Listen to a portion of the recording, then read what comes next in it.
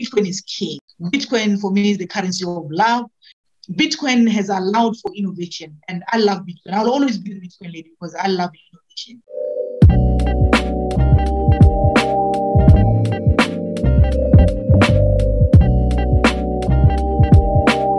From the new home of Bitcoin and all things blockchain, Peckham, South London, this is the Genesis Block Education Podcast, and I'm your host, Bitcoin by Malks. Another quick intro to say, welcome back to part 2 of the podcast, the Bitcoin Lady of Botswana with Alakanani Itereleng. Before I let you go, just a reminder for you to make sure you check out the Bitcoin by Malks website. That's bitcoinbymalks.com for the latest podcasts, articles, links, and many other bits of information. And for the beginners, also check out our Bitcoin Basics course, now live on Udemy. Without further ado, please like, share, comment, and I'll see you on the other side. So let's talk about a bit more about the innovations and that sort of thing that you're doing at the Satoshi Centre, because you're not just focused on education. My understanding is you're actually building solutions for Botswana and agriculture. Can you tell us a little bit more about that, please? Yes, we started a project. It was actually an idea that started in 2016. Yeah, it's called Plus. Yeah, Plus is a name. It's an African name for farm. So we wanted to build a solution for farmers. So it has been a challenging journey. Like, when you are doing a startup and you don't have, we are bootstrapping and doing it from the pocket, it was kind of hard. So we've been trying to build this solution for since 2016. 2017, we went to Kenya and we met with some guys and we told them about the idea. This is what we want to build. We want to build an agricultural project for farmers where we can connect the whole rest of farmers in Africa, connect them to each other, and have also this kind of tracking and tracing solution for farmers where you can be able to track what you're buying and trace the food from the farm to the market. So we started working on that, went to Kenya, tried to build the solution. Oh, didn't work. Came back, really? Right. looked for more developers, and we worked with a developer in Pakistan. Because sometimes when we're desperate for developers, because we don't have a lot of talent in Botswana for people who can do the blockchain solution. Worked with someone in Pakistan, and they disappeared along the way. And after giving them some money, they disappeared along. It has been such a sad journey. They disappeared along the way, but we didn't give up. So this year, again, we met with a developer from Kenya, and this time we brought him home. We brought him to Botswana. So, yeah, hold him there. Yeah. At comfort. Yeah. So we flew them to Botswana. We went to Satoshi Centre. We got to meet, and then we had a discussion of what we wanted and how we want the solution to work. And they've been building the solution since, and I believe the solutions will be ready in July, end of July. That's when you will see the Plus project. I'm not going to talk about what we have done inside it because we've pitched it a little bit. Yeah, we have pitched it better than the way we have started in the beginning. And this time we have built it on the Cardano chain, though. We built the solution on Cardano, yeah. So we have built it on the Cardano chain. We had wanted to build it on RSK, but we didn't have the skill. We didn't have the manpower to help us do that. We wanted to build on RSK. After moving from Ethereum, wanted to build on RSK, but we didn't have the skill, we didn't have the people who can help us to do that. So we said, okay, let us find something that we can use. We didn't want to use Ethereum because of issues of gas and all that. Yeah. So we ended up, say, okay, let's go for Cardano. And we have been building on Cardano. So you will get to see it in July. And I believe you're going to appreciate it because it's going to be one of the most beautiful projects ever coming from Africa, like a real software, useful use case, and it's going to be really, really beautiful. And I'm just hoping people will appreciate that, and because it's going to be used by a lot of people. We've got people from India who are interested in using the solution for their farms. Oh, wow. And we are looking forward to seeing this project coming out, and we were lucky this year to have somebody helping to sponsor it, to fund it, so that we can pay the developers. So they managed to give us some money, and then we paid the developers, and the developers have been working since. Yeah, so just wait and see. It's gonna be beautiful. So would you say on your, obviously, finding the pool of manpower and resources who have the capabilities to deliver, that's obviously been a challenge on the African continent. But are you finding that through your journey that you're now starting to build that community of developers from Africa across the globe? Is it getting easier now? Are you starting to? No, I think now it's getting easier because we are having a lot of developers now. Like if, for example, in Nigeria, there are a lot of developers. A lot of developers in Nigeria. A lot of developers, yes. And then Kenya also is coming up quite well. Like I say, my developers are based in Kenya. They're from Kenya who are working on my project. In Botswana, we have only one, I think, who is like, I don't know the rest. From Satoshi Centre, we only have one that is like very good. I don't know in the rest of the country because you have got other developers in the country who are doing what they're doing. Yes. I know there are others who are doing blockchain stuff in Botswana. Yes. So at the center, we only have this one person that I know that I can trust. But Kenya, Nigeria, I think they are at the top there. So I'm hoping Botswana will also, get to use the Satoshi Centre to, develop their skills. But they can only be able to do that if we also have like enough resources. If we've got resources, and in the center where people can come and use them. But if we don't have the resources, it can be kind of difficult sometimes. Imagine when we wanted, I think that was 2017 or 2018, we wanted to do something. I think it was a hackathon or something like that. We couldn't even find anywhere where we can find Raspberry Pis, Yeah. So there was no we could buy our Raspberry Pis in Botswana. So you can see sometimes when you don't have the right resources in the center, it tends to draw you back a little bit. Yes, of course. The things that people need, the right internet, the internet should be good. We didn't have that. Now we have. So you see, at least now we are almost getting there. And soon maybe we'll have all those resources and people can come and learn. So we are hoping we'll have more. Yeah. Understood. So Africa is growing. So although you're called a Bitcoin lady, you don't sound like you are a Bitcoin maximalist. So you're not Bitcoin focused only. Do you see value in other things or? Bitcoin lady is a nice name. Yes, it's a name that I was given by the community. Yeah, and I love it. There must be a lot of people who want that name now, and you have that name. That is a very, very special. No one else can be the Bitcoin. Yeah, I think people who call themselves Bitcoin lady out there. Yeah, I know. I wouldn't say Bitcoin is king. I'm still saying that even now. Bitcoin is king. For me, Bitcoin is king. Bitcoin for me is the currency of love. All these things that are happening is because of Bitcoin. Yes. But there is an opportunity. I don't think we can just focus on Bitcoin like we're putting on goggles or whatever. We have to allow for innovation also. If there is an opportunity where we can allow the crypto community to grow, the Bitcoin community to grow, is when we allow for innovation. So let us allow innovation to come in. Bitcoin is the key. That one will not deny it, and will never take. We cannot take anything away from Bitcoin. Bitcoin is king, and I love it. Bitcoin is the big currency of love for me, because the people that have really shown me love are the Bitcoin community people. So for me, that's why it's a currency of love. But when you talk about innovation, we can go beyond. We don't have to call everything shit. There are things. Of course, there are a lot of shitty things out there. People there's a lot of shit. People will be saying, we are building this solution, and people put a lot of money into it, and then the next thing they don't build anything. And if you can look at the number of tokens in the coin market cap, there's so many. And when you try to follow what these people have really actually done, they've done nothing. They've literally done nothing, Wow.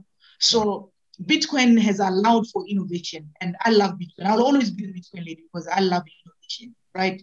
But there is a room to allow for growth and for Bitcoin to be adopted is now when we allow innovation. For example, if I am a teacher and I'm unable to produce myself, then I'm not a good teacher. So I must be able to like have students that are coming out of my wing that are doing like pretty well because of me. So we'll say Bitcoin is growing because we have seen innovation that are coming out. We have seen the RSK coming out because of Bitcoin. We have seen Ethereum coming out because of Bitcoin. If we are to say Ethereum is going to collapse one day, we know that we are lying to ourselves. What we need is, okay, there is Ethereum, it is allowed for smart contracts and for all these things to happen. Yeah. The best thing is for us to like come together and say, how do we improve on each other? What is that Ethereum can do so that it doesn't have all these problems that it is having? Mm-hmm. We cannot deny that Ethereum is doing so well in terms of smart contracts and whatnot. It is doing very well. We cannot deny that Polkadot is coming and it is doing so well. You know, for me, I look at all this innovation, but at the end of the day, I still go back to Bitcoin and say Bitcoin is the king. Right. And it has allowed for all these things. These things are happening because they're trying to improve maybe on Bitcoin, you know. So I think I'm not a maximalist in the sense that I'm just going 100% Bitcoin. Yes. But you will also find that the people sometimes who call themselves maximalists are also investing in certain innovations that are coming. Yeah. So definitely. Then we become some, how do you say it? You don't become truthful there. If you are a maximalist, just focus on Bitcoin. Don't invest anywhere else. Don't invest in Polkadot when it comes up. Don't invest in any innovation that can. Then you are a maximalist. Yeah. But you must allow for innovation. I am for innovation, and I love innovation, and I know the future is going to be much brighter. Even the more we go, the more the young people coming up, you know, that coming up even much more smarter, you know, coming up with more solutions that we never thought of. Like, I do believe people started in Bitcoin 2009, 2008. They never thought it will go this big. They never thought these innovations will happen the way they're happening. So we must allow room. Of course, we have to kick out the shitcoins. I mean, like, some of these projects are not honest projects. Are not honest projects. But if the projects that are really honest, why not support innovation? If my Plus project can help farmers in Africa, why not support my project? Mm-hmm. You have to support my project because at the end of the day, it's helping people to believe that cryptocurrency is the future, to believe in, say, okay, we can put our money in Bitcoin as a stored value, but we can use the Plus platform to enable farmers to open borders for farmers to trade among themselves, and to allow someone like you to invest in a farm in Africa. Right. When you are in where you are in the UK, you can still invest in Africa because the Plus project is enabling you to do that. So you see, you must allow for innovation so that Bitcoin can be able to grow. So it needs those wings so that it can fly nicely. But if we just focus and say Bitcoin, there is not, you know, like, there are not enough Bitcoins for people in Africa. It's expensive for some people in Africa. Yeah. But if people can like invest in those small, genuine projects like Ethereum, they can invest in those and then they can change that money into Bitcoin. And then they can hold Bitcoin. You know, altcoins, they also help in the adoption of Bitcoin. Because at the end of the day, people, they change their altcoins to Bitcoin. Yeah. They don't hold altcoins, they hold Bitcoins. So let us allow for innovation. I say so. No, understood. So you're open for innovation. And I guess you being open for innovation is how you found Bitcoin in the first place. So you can't just just because you found Bitcoin. You have to still remain open to you know, to potential opportunities to improve your life and the lives of people around you. I fully understand. So just going back to Botswana and the regulatory environment there, how are the government looking at cryptocurrencies now from a regulatory perspective? Or are they? Even in my head, I'm thinking we are going to adopt Bitcoin one day. In my head, the reason why I'm saying so is because I know our president is pro innovation. He loves innovation. Just the Botswanan president, he kind of. He has quite a good reputation across Africa. If my reading is correct, is that correct, or is he? Yeah, I think seen as a I mean, I'm basing this on okay. I don't want to put you in trouble with anybody, sorry, but I mean on statistics, the Yes, GDP statistically, yes. has improved, but obviously, as you say, that's what's on paper versus what's happening in the real world, of course. But sorry, I interrupted you there. What is yeah? the So he's very pro innovation. I believe so. He's very pro innovation, and that's why in my head, because he was talking about the fourth industrial revolution, he talks about that, and he talks about blockchain, and he talks about all that, and I do believe in the future we are going to do that. We are going to adopt Bitcoin, and one of the things that I feel like we are not against Bitcoin totally. And I've engaged with Bank of Botswana before. They've talked to us, they've asked us questions about what Bitcoin is. They wanted to understand it. For them just to talk to us, for me, means something. For them to have called us, it means something. Because initially they're the ones that called us to the bank. They called us and we had to sit down and we talked. It was Satoshi Centre. There's a company that runs the Bitcoin ATM. And, they were called and we had to sit down with the bank and we talked. And whenever they need information, we give them. Like this year, they had requested for information from an exchange called Yellow Card. We are requesting for some information, and we give them. So far, we are okay. Unless maybe we mess up, maybe they will start bothering us. But so far, I think we are okay. We are okay. The government is definitely engaging with you and yes. open to dialogue. So the reason why I ask this is because we've seen what's happened recently in El Salvador, where they've obviously made a legal tender. Yeah. And the Tanzanian president yesterday went on record to basically instruct the central banks of Tanzania to be aware and be on standby for potential changes and impacts of digital currencies. So it's slowly filtering in.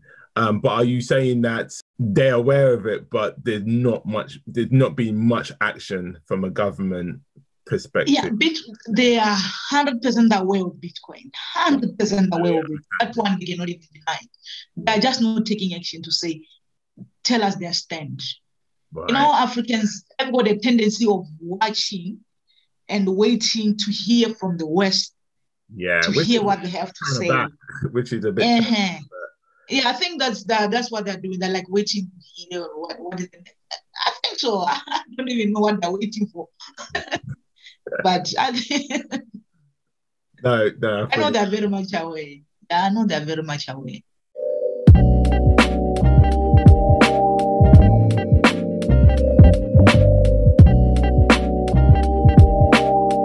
So, unless you've been hiding under a rock recently, you may have heard about this thing called Bitcoin. Bitcoin is everywhere at the moment, with people saying it's one of the most important inventions of the 21st century. If, like many people, you're still not sure or haven't got a clue what all the fuss is about or where to start on your learning journey, Genesis Block Education has the course for you. The Bitcoin Basics Beginners course is now available on Udemy. It's packed full of lectures, activities and easy to follow resources which will give you the fundamental knowledge on what Bitcoin is, what makes it so valuable and most importantly how to obtain and secure it. If you want more information, please see the show notes or visit us at bitcoinbymalks.com, the Bitcoin Basics course. Without Bitcoin, there is no cryptocurrency.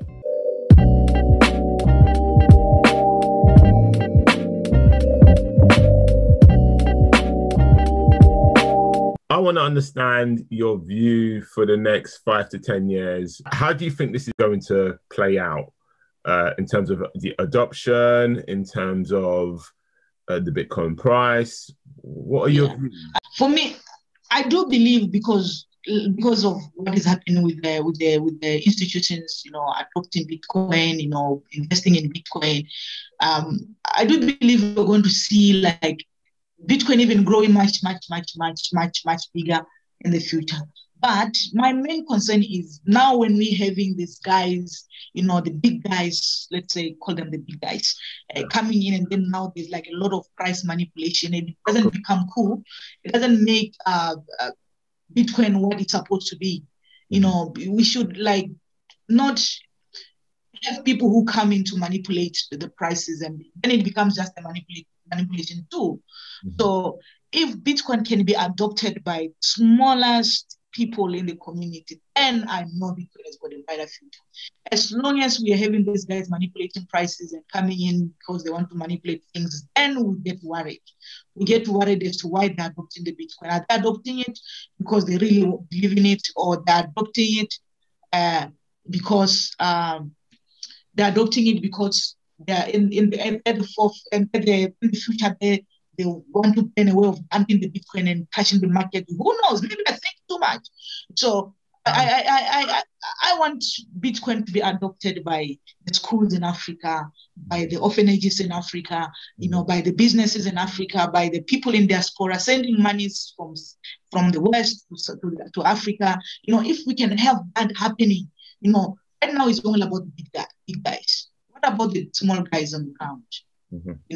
Are we only concerned about the big companies, that are able to buy 15,000 Bitcoins? What about someone who's able to buy only 0.002? What about someone like that? What about the people in Africa who can afford to buy even like 0.2 Satoshis? They can't even buy that. Yeah. So for me to be able to I don't like to be speculative, but if I am to speculate about the future of Bitcoin in the future, it's not only the big guys playing the game. Yeah. Right now it's like the currency of the big guys. Yeah. But what about the small ones? Why can't we celebrate a small one? Paxful has sent money to Kenya to do whatever. BitGive has helped the girls in Kenya to do water. We celebrate that. Bitcoin can celebrate that. But we don't. We celebrate only Elon Musk has bought this. We celebrate MicroStrategy has bought this. But what about those small things that really matters? Giving water to the girls. I think that's very, very important point that you made there. With the Elon Musk scenario, Bitcoin has learned a hard lesson there, because when Tesla came in to buy up the Bitcoin, everybody was excited, they had been finally accepted by the mainstream. And then, whether you call it manipulation or whatever you like, Elon messed about. And then obviously Bitcoin has learned a very big lesson there, that having billionaires come in to take control or save Bitcoin. It is about the small people. That is a really, really big point to make. And I agree with you totally is about that's why, for me, seeing what happened in El Salvador is a really great example, because it's not about big millionaires buying Bitcoin. It's about the people. Send remittances so they can to their families. It's really about the little people. So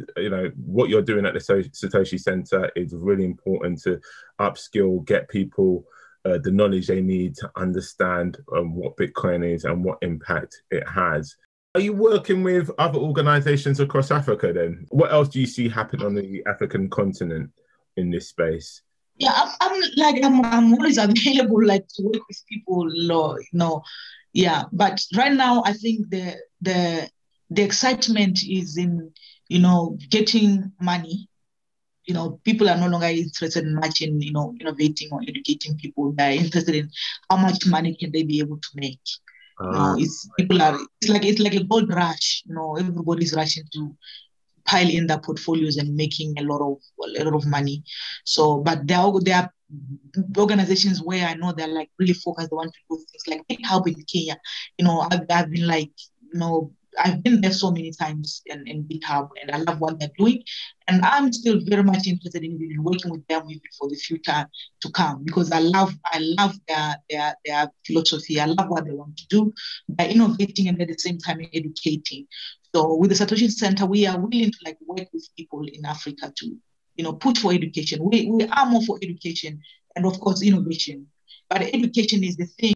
If we don't educate people and then accept him, how do you accept something that you don't know? So people have to know what Bitcoin is. So we are really available for people to work with us, join hands, and let's push this for Africa. Let's have education centers around Africa where people can even governments can consult those education centers. What is happening right now in Africa? You'll find that it is not the Africans who are actually bringing the Bitcoin innovation in Africa. It's the people from outside, the Western people are coming and then educating. We're on the ground, we're not doing anything. We're just watching, and then we just wait to be told. We want to be sent to say, go and do. I am company X, and you are ambassador for company X. And then the company X is coming from the United States or from wherever. And that's what we're still doing in Africa. But with Bitcoin, we can be liberated if we can stand on our feet and become the educators of our own educators, have the information and give it to people. We don't have to wait. Again, we normally wait. We don't have to be waiting, to be spoon-fed, and after being spoon-fed, that when we can, then we are sent to go and do. So then Bitcoin will never be will never be important for Africa if we do that. We need to really empower people. We need to educate people. We need to be the educators. Let the people trust us, in Africa. When we bring something, they won't say this. They won't say it's an English people thing. It's what people think. They will believe because I've got a skin color and I'm pushing for this thing. They will trust me because I am like them. I've experienced what they've experienced. Yeah. So we need to come together, work together as Africans and bring this innovation to Africa. We need to. Do you feel there is a bit of a risk of African tech being colonized by Western companies? Is that something that could potentially happen in this wave? Or yeah, what I know, I'm sorry, I'm not being political though. No. Say it like it is on this podcast. You can say it's difficult for a business like a business in Africa, and you are started by an African to easily get funding, for example. Understood. It's so difficult. But once you have the white person as the person at the top, it becomes so easy. It's because we give people so much power. We give them so much power that we end up feeling like we are not. I don't even know what to say. Yeah. We're not smart enough. We give people to believe that we're not smart enough to do anything for ourselves. So that's why when there is a bit of internal politics within that has to be worked. And even Africans themselves, they don't trust their own people. You won't trust that I can come up with a solution for our people.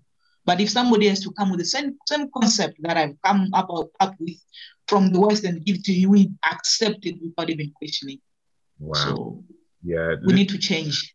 Yeah. Yeah, 110%. That is real talk, and that's something we have to really look at within ourselves.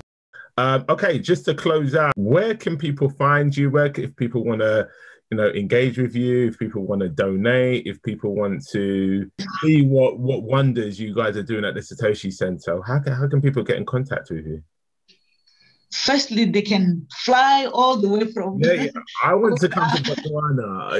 You haven't scared me away from Botswana. Trust me, I'm definitely going. Yeah, no, Botswana is good. It's very good. Yeah, absolutely. So come to the Satoshi Centre, visit it, have a feel. It's good enough sometimes to have a feel of what we're talking about. Yes. Come to the Satoshi Centre, visit the Satoshi Centre in Botswana. Botswana is very good. You can get a visa. Come to Botswana. If you are from the UK and US, you don't need a visa to come to Botswana. Just come. What? Yeah. Yes, come. So come to Botswana, and then also you can email us at inquiries@satoshicentre.tech.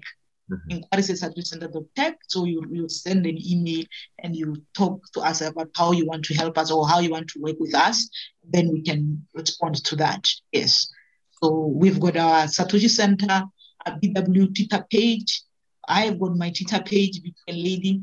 So you can reach out to that. And you can reach us on that, or email and on our Twitter pages. Just talk to us, and then we can be able to engage with you. And let's see how we can bring education to the people. Yeah.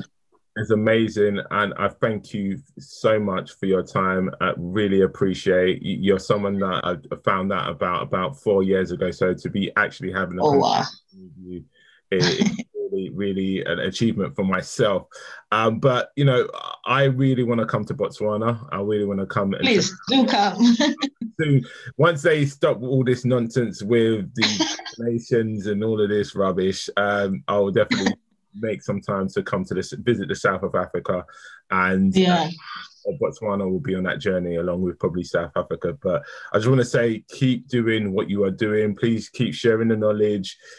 Africa's hard, man. It's a challenging place. Yeah. But Yeah. that's where all the value is. That is where the Yeah. real adoption, the real opportunity is for the next few years. Yeah. So you have timed this perfectly. And like with Bitcoin, with anybody who comes into Bitcoin in the early years, you have to experience the volatility and the challenge that will pay you dividends in the future. So just hang in there, keep doing what you're doing. And thank you so much. I hope to see you in person very soon. So again, thank you for your time, and I hope you have a beautiful day. Thank you so much. Have a good day too. So what do you think? What a great conversation with Alakanani. From my perspective, it's really interesting to see how Bitcoin is a beacon of hope for many people all over the world, in regions that you wouldn't even consider or you wouldn't even think about. Bitcoin is very much part of the conversation. So guys, let me quickly give you my 2 cents on this one. My first point will be around education. Education is key in Bitcoin. And when I say education, I mean education on all levels, from the top down. We can see what's happening in El Salvador in terms of the government's directive to bring Bitcoin to the people. A huge part of it is most certainly going to be education, and that's the case in all sense of mass adoption and the hyper-Bitcoinization in any country. So people like Alakanani, her Satoshi Centre, how she's essentially an evangelist for Bitcoin is important. People like her are the main reason and the main drivers behind Bitcoin spreading into the hands of people. So people know the real value. People know what's fake. We know what's a scam. People know how to protect their Bitcoin. People know how to transact in their Bitcoin. It's going to be essential to have more people like Alakanani. But also at the top levels of government, they don't really have a clue. It sounds like, I mean, they may well be aware, but they don't understand the impacts of Bitcoin on their economies. And typically with Africa, they're just playing a waiting game until the West knows what's going on. But this is a huge opportunity for Africa to lead, similar to the strides taken by countries like El Salvador. So we salute you, Alakanani, and we salute the generations of Alakananis which are coming behind her to support people, to help people, to show people the value of Bitcoin and how they can protect their future wealth from any future inflation or devaluation from currency. Okay, my final point is echoing Alakanani's point around Africans need to have a bit more belief in themselves, in providing solutions for their own countries. To me, Africa is most definitely the new frontier when it comes to technology. People like Jack Dorsey are not spending months and months on the African continent for no reason. They are looking at opportunities, many of which to help the populations, but to also capitalize. That's a real conversation to have. And so Africans, whether it's Nigeria or whether it's Botswana, need to believe in themselves and believe in their abilities to find solutions to their own problems. There are many cases of where sort of African entrepreneurs are coming up with solutions similar, or if not exactly the same, to Western companies. And obviously Western companies' solutions are being taken on board just because they're Western, rather than actually looking at the essence of the entrepreneur and their closeness and a close proximity to the problem. For the African tech startups and the entrepreneurs, you are the ones sitting on the gold mine, sitting on the opportunity. You need to protect that. And of course, engage, build relationships with foreign companies. That's what you want to do. That's essentially how growth will occur. But always know that the buck stops with you. It's easier said than done from my perspective and my high horse, because a lot of these projects need funding, but really try and look at the bigger picture. It's just my view, but yeah, you can take it on board or not. Anyway, we've come to the end of the podcast. I just want to say thank you to everybody who's listening, tuning into these podcasts. We appreciate you. If you want to engage with Alakanani, please see her contact details in the show notes. Make sure you reach out to her, make sure you engage. As per usual, check out the Bitcoin by Mark's website. And for the beginners out there, the Bitcoin Basic course is live on Udemy. So please like, share, comment, and I'll see you next time.